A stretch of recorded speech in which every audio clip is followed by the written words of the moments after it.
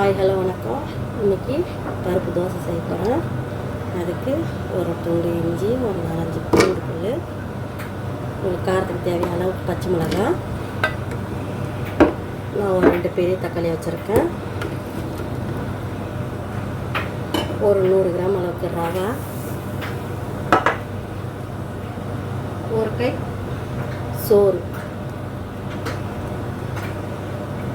பருப்பு இந்த மைசூர் பருப்பு, அது நான் போட்டு இப்போ உப்பு தேவையான அளவு போட்டுக்கிட்டு இப்போ நல்லா பிளெண்ட் பண்ணிக்கலாமா. நான் பருப்போட அளவு சொல்ல மறந்துட்டேம்மா. பருப்பு 4 கிலோ பருப்பு போட்டேன். கொஞ்சம் உண்டனை எண்ணெய் ஊற்றிக்கலாம்.